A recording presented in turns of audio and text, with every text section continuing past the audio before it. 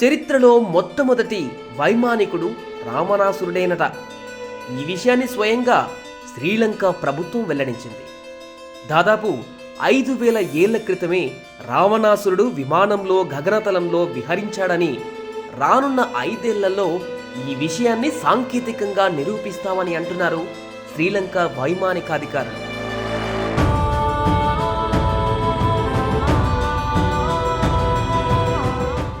ఈ విషయం గురించి Sri Lanka civil aviation authority vice chairman Shashi Dhanatunga మీడియాతో మాట్లాడుతూ, చరిత్రలో విమానాన్ని ఉపయోగించి గగనతలంలో విహరించిన తొలి వైమానికుడు రావణాసుడేనని తెలిపారు.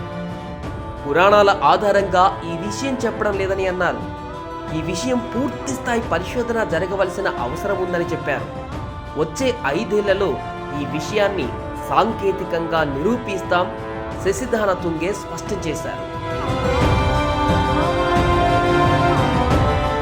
కటునాయకేలో ఉన్న బండారు నాయకే విమానాశ్రయంలో శ్రీలంక పౌర విమానయాన నిపుణులు, చరిత్రకారులు, పురావస్తు శాస్త్రవేత్తల సమావేశం జరిగింది. దాదాపు 5000 సంవత్సరాల క్రితమే రావణుడు శ్రీలంక నుంచి నేటి భారతదేశానికి వెళ్ళి తిరిగి వచ్చాడని ఈ సమావేశం తేల్చేసింది. రానున్న 5 ఏళ్లలో ఈ విషయాన్ని సాంకేతికంగా నిరూపించాలని నిర్ణయించింది. అంతేకాక శ్రీలంకలో రావణుడికి గొప్ప రాజుగా, దయగల మనిషిగా చెప్పుకుంటారు.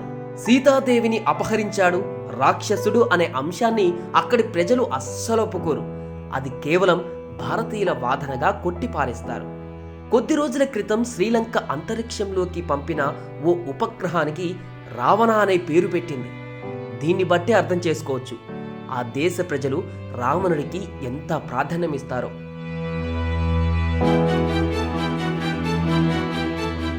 మీకు పుష్పక విమానం గుర్తుందా? అందులోనే సీతాదేవిని రావణుడు అపహరించుకు వెళ్ళాడు. రావణ సంహారం తర్వాత రాముడు అందులోనే అయోధ్యకు తిరిగి వచ్చాడు. ఆ కాలంలో విమానాలు ఉన్నాయా అంటే ఉన్నాయని లంక చెబుతోంది, చూపిస్తుంది కూడా. రావణుడు తన లంక పట్టణంలో నిర్మించిన 5 విమానాశ్రయాలను శ్రీలంక సర్కార్ గుర్తించింది. అంతేకాదు ఈ విమానాల మరమ్మత్తు కేంద్రానికి కూడా గుర్తించింది. వీటన్నిటినీ హనుమంతుడు లంకా దహన సమయంలో కాల్చివేశాడు.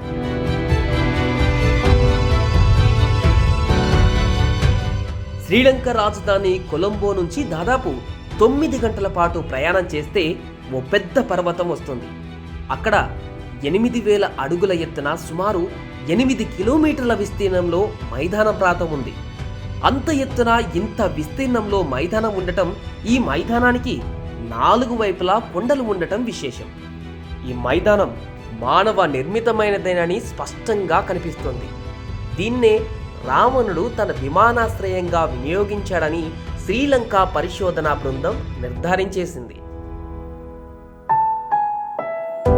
అయితే లంకా దహనం చేసినప్పుడు హనుమంతుడు ముందుగా రావణుడి రవాణా వ్యవస్థను, సాంకేతిక వ్యవస్థలనే దహనం చేశాడు. అందుకు సాక్ష్యం ఈ విమానాశ్రయం. రావణుడికి సంబంధించిన వివరాలు ముఖ్యంగా వాల్మీకి రామాయణంలో ఉన్నాయి. ఆ తర్వాత తులసీదాస్ రామచరిత మానస్లో కనిపిస్తాయి. లంకలో అడుగడుగున రామాయణ కాలం నాటి గుర్తులు ఇప్పటికీ లభిస్తున్నాయి.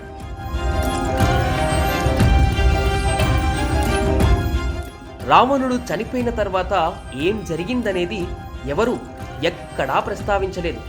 రావణుడి అంత్యక్రియలు జరిగాయో లేదా కూడా ఇప్పటికీ ఖచ్చితంగా తెలియదు. అయితే ఇప్పుడు రావణుడికి సంబంధించిన అత్యంత గొప్ప రహస్యం ఒకటి వెలుగులోకి వచ్చింది. అదే రావణ గుహ. శ్రీలంకలోని కెలీనియాకు కొద్ది దూరంలో ఎత్తైన ప్రదేశంలో ఒక పెద్ద గుహ ఉంది. ఈ గుహలోకి ప్రవేశించడం చాలా కష్టమైన పని.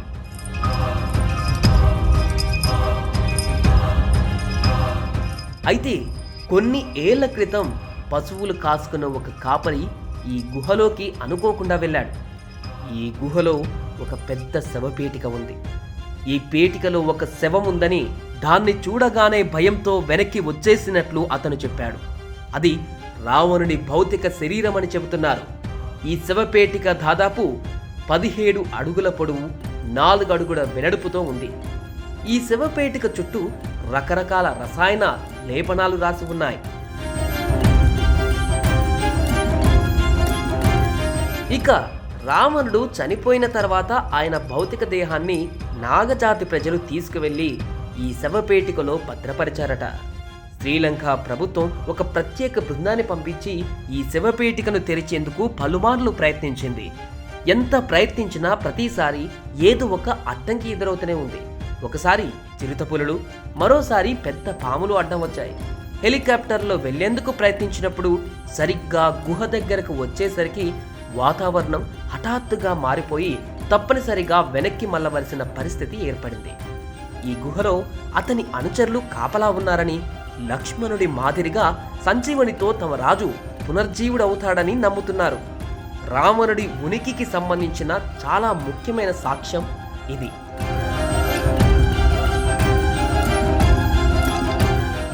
అయితే ఈ పేటిక రహస్యాన్ని ఛేదించగలిగితే చరిత్రలో అనేక కొత్త కోణాలు వెలికి వస్తాయని రావణుడు రామాయణం, భారతీయ సంస్కృతి, నాగరికతలతో గాఢంగా పెనవేసుకొని పోయిన అంశాలు. శ్రీలంకలో రావణుడి ఆనవాళ్లు అనేకం మనకు కనిపిస్తాయి. అడుగడుగునా కనిపించే అక్కడి నిర్మాణాలు, కట్టడాల శిథిలాల్లో 7,000 సంవత్సరాల క్రితమే అత్యంత వైభవంగా భారత ఉపఖండంలో విలసిల్లిన నాగరికత స్పష్టంగా కనిపిస్తుంది. అంతేకాదు రామాయణం గురించి మనకు అందుబాటుకు ఇంతకాలం రాని అనేక అంశాలు మనకు లంకలో కొత్తగా కనిపిస్తాయి. రావణుడు సీతాదేవిని పంచవటి నుంచి అపహరించుకొని వెళ్ళి ఎక్కడ దాచాడు అని అడిగితే టక్కున వచ్చే జవాబు అశోకవనం. కానీ లంక అదే శ్రీలంకలో సీన్ వేరేలా ఉంది. సీతాదేవిని పరిస్థితులను బట్టి ముందు జాగ్రత్త చర్యగా వేర్వేరు ప్రదేశాలకు రావణుడు తరలించాడంట. పంచవటిలో పర్ణశాలలో ఉన్న సీతాదేవిని తన పుష్పకంలో లంకకు తీసుకువచ్చిన రావణుడు వెరగన్ తోటలోని తన ఎయిర్పోర్ట్లో ల్యాండ్ అయ్యాడు.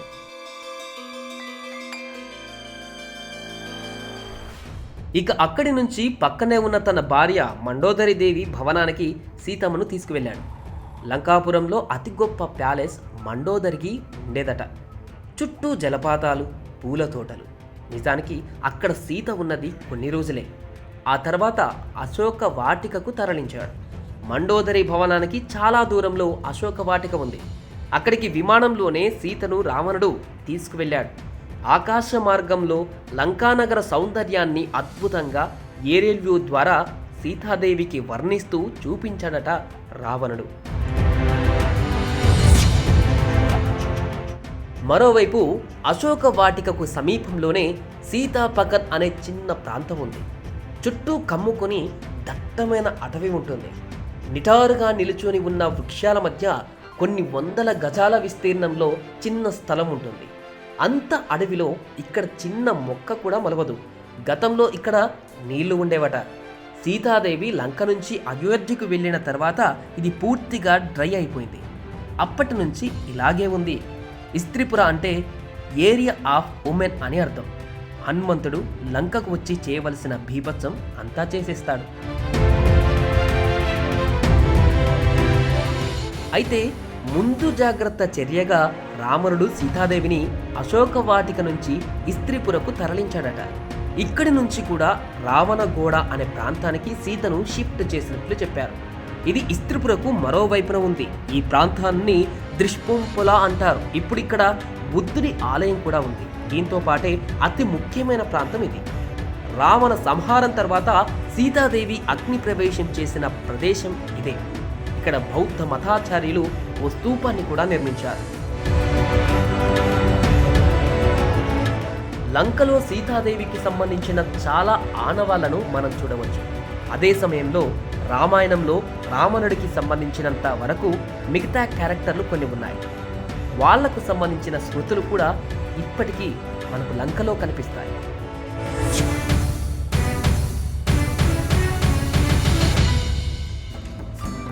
రావణుడికి సంబంధించి 5 విమానాశ్రయాలను లంక సర్కార్ కనుగొంది. గుర్లపోతలో విమానం మరమ్మత్తు కర్మాగారం ఉంది. వాల్మీకి రామాయణంలోనూ ఈ గుర్లపోత ప్రస్తావన ఉంది. రావణుడి పెద్ద విమానం నెమలి ఆకారంలో ఉండేదట. దీనికి సింహాల భాష గుర్లపోత అంటారు. అంటే పక్షి వాహనం అని అర్థం. విమానాన్ని సింహాల భాషలో దండు మోనారా అంటారు, అంటే ఎగిరే నెమలి అని అర్థం.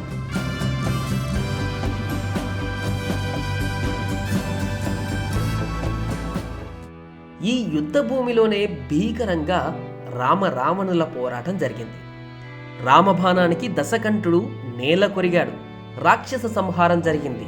సుందరలంక శ్మశానంగా మారిపోయింది. రావణ వధ తర్వాత సీతారామలక్ష్మణులు పుష్పకంలో అయోధ్యకు బయలుదేరారు. పుష్పకంపై తిరిగి వెళుతూ రాముడు రామసేతువును పాక్షికంగా ధ్వంసం చేసి వెళ్ళాడని కూడా ఒక కథనంలో ప్రచారంలో ఉంది. రావణ లంక భారతీయ నాగరికతలోనే అనేక కొత్త కోణాలను వెలికి తీస్తోంది. మరోవైపు రావణాసురుని వధ జరిగిన రోజును విజయదశమిగా జరుపుకోవడం ఆనవాయితీగా వస్తుంది. శ్రీలంకలో జరిగిన పలు పరిశోధనల్లో ఈ ప్రాంతంలో 50కి పైగా రామాయణ ఆనవాళ్లు కనిపించాయి. రావణ యుద్ధంలో రావణుడు చనిపోయాక అతని శవాన్ని అతని సోదరుడు విభీషణునికి రాముడు అప్పగిస్తాడు. ఆ తర్వాత విభీషణుడు రావణుని శవాన్ని దహనం చేసిన దాఖలు ఎక్కడా కనిపించవు. రావణుడు అంతకుముందు తపస్సు చేసిన గుహలోనే అతని శవాన్ని భద్రపరిచారని శ్రీలంక ప్రజలు ఇప్పటికీ చెబుతుంటారు.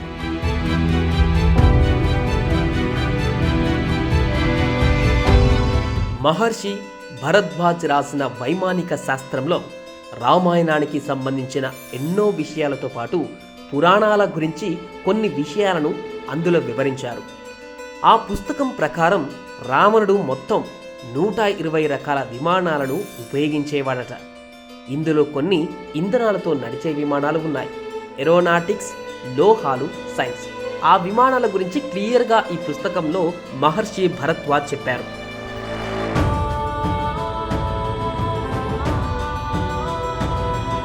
ఇలా రావణుడు 5000 ఏళ్ల క్రితమే విమానంలో విహరించినట్లు శ్రీలంక ప్రభుత్వం నొక్కి వక్కాణిస్తోంది. దీనికి సంబంధించిన సాంకేతిక రుజువులను సైతం మరో 5 ఏళ్లలో నిరూపిస్తామని సవాల్ విసురుతోంది. ఇదే నిజమైతే యావత్ ప్రపంచంలోనే తొలిసారిగా విమానయానం చేసిన వ్యక్తిగా రావణాసురుడి పేరు చరిత్రలో నిలిచిపోవడం ఖాయం. మొత్తానికి రావణుడు ఆ రోజుల్లోనే టెక్నాలజీ వాడకంలో చాలా అడ్వాన్స్డ్గా ఉన్నాడని శ్రీలంక ప్రభుత్వం ఘంటాపథంగా చెబుతోంది. అయితే దీనికి సంబంధించిన రుజువులు, సాక్ష్యాలను ఆ దేశ ప్రభుత్వం చూపించగలిగితే ఇది మిగిలిన ప్రపంచం అంతా నమ్మే ఛాన్స్ ఉంది. అప్పటి వరకు ఇదంతా ఓ పురాణ కథనంగానే ఉండిపోతుంది. ఇందులో ఎలాంటి సందేహమూ లేదు.